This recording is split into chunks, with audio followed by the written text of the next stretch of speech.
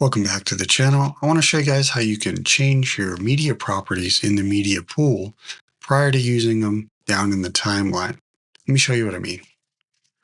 I have a couple clips here. These are screenshots, and I've actually resolved a couple issues prior to bringing them down into the timeline. Now, if you click on a clip once it's in your timeline, this is a timeline property.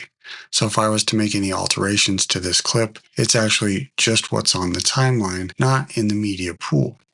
So it says the name here, but if we see it in the media pool here and I double click it, you can see it actually says media pool right here and then the clip name.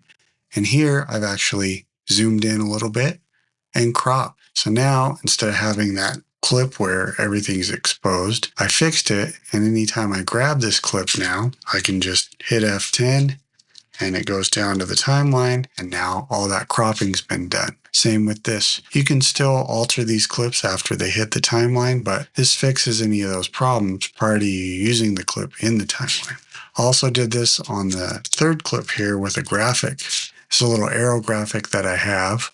And if we look in the media pool here, you could see a little line right there indicating an in mark. If we load it into the preview window, you could see the in right there. And that's because on the very first frame, I had a full arrow and I wanted it to start from the start of this animation, not showing the arrow. So I simply made an in point. And now whenever I use this in the timeline and I drop it down, that's the point it starts from, is right here where the little dot is, and then the arrow starts to draw. So I excluded that first frame.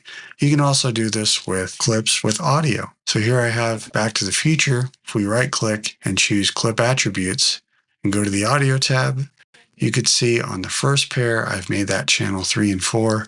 And on the second pair, I made that 1 and 2 and muted it. So now when I bring this clip down into the timeline, you could see that's exactly what we get. A muted second pair. And if we listen to this track, director, writer, this is the commentary track.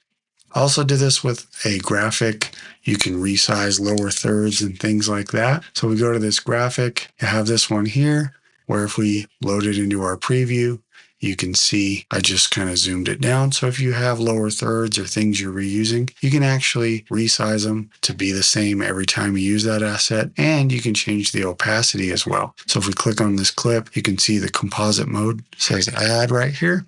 And that doesn't have to be adjusted anymore in the future.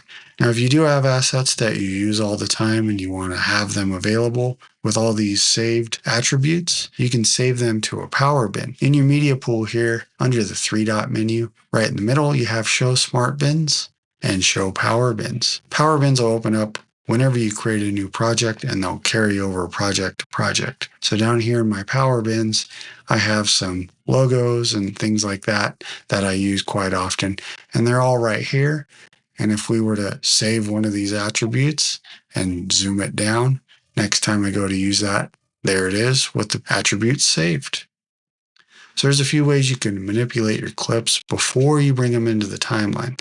These won't update when they're in the timeline and you make media pool adjustments. So you have to make all these type of adjustments prior to putting them in your timeline.